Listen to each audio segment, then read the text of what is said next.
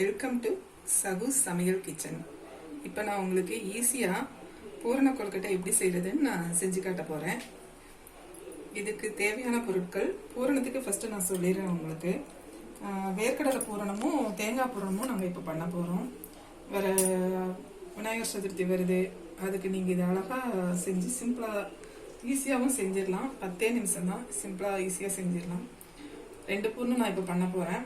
இன்னும் நீங்கள் எந்த பூரணம் இதெல்லாம் பண்ணிக்கலாம். இது நான் தேங்காய் பூரணமும் வேர்க்கடலை பூரணமும் பண்ண போகிறேன். வேர்க்கடலை வறுத்த வேர்க்கடலை எடுத்து க்ளீன் பண்ணிவிட்டு அதை மிக்சியில் 1க்கு 2 பொடி பண்ணி கூட கரும்பு சக்கரை போட்டு மிக்ஸ் பண்ணி ரெடி பண்ணி வச்சிட்டேன். இது தேங்காய் துருவன தேங்காய் 1 கப் கரும்பு சக்கரை, அது பூரணத்துக்கு ரெடி பண்ணி வச்சிட்டேன்.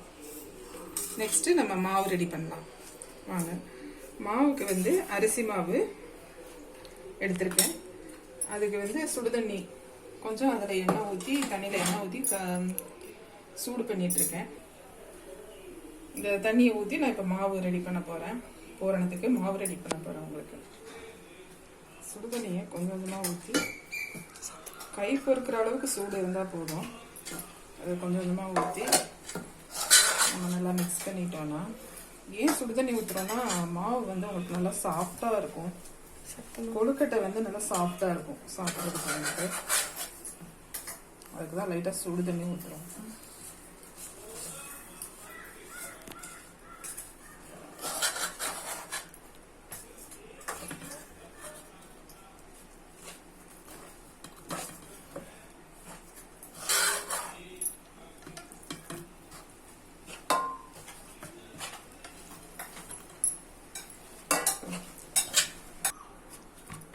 இப்போ நாங்கள் மாவை இப்படி இந்த பக்குவத்துக்கு நம்ம பிசைஞ்சு வச்சுக்கலாம். நல்லா அமுக்குனா இது நல்லா உங்களுக்கு சாஃப்டாக இருக்கும். இதுதான் கரெக்டான பக்குவம். இதில் இப்போ நம்ம பூரணம் ரெடி பண்ண போகிறோம். எப்படி பண்ணுறேன்னு பாருங்கள்.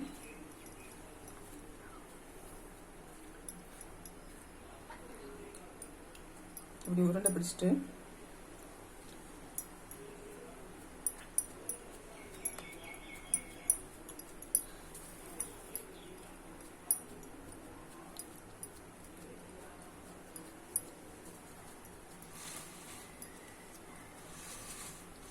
ஒரு ஸ்பூன்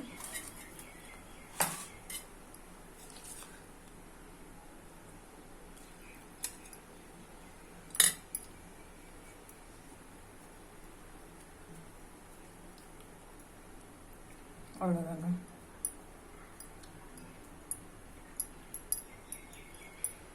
ஃபஸ்ட்டு நான் தேங்காய் பூரணம் வச்சிட்டேன்.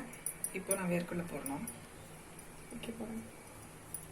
ஃபஸ்ட்டு இந்த மாதிரி கை யூஸ் பண்ணி நல்லா இந்த தொட்டி மாதிரி செஞ்சிட்டிங்கன்னா பூரணத்துக்கு நல்லாயிருக்கும்.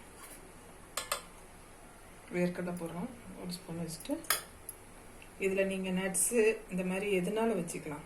பேரிச்சம்பழம், முந்திரி பருப்பு, பாதாம் பருப்பு இதெல்லாம் வச்சு கூட நீங்கள் பூரணமாக பண்ணி குழந்தைங்களுக்கு செஞ்சு கொடுக்கலாம். ரொம்ப சத்துள்ளது. ஸ்டீம் பண்ணி கொடுக்குறதுனால உடம்புக்கும் நல்லது, ஒன்றும் பிரச்சனை இல்லை.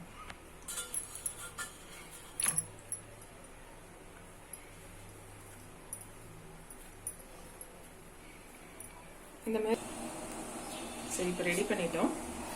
இப்போ நம்ம இட்லி பானையில் வச்சிடலாம்.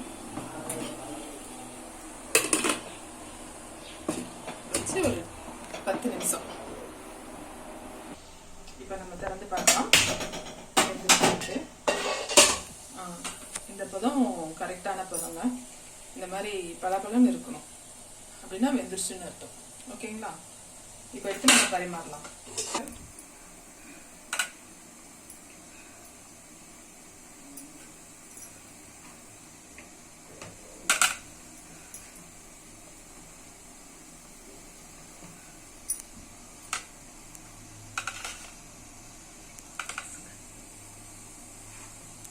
இது எங்களோட பூரண கொழுக்கட்டை ரெடி ஆயிடுச்சு.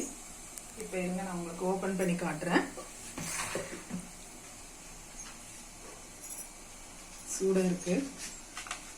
ஒரு கொழுக்கட்டையை ஓப்பன் பண்ணி காட்டுறேன் உங்களுக்கு எப்படி வந்திருக்குன்ட்டு.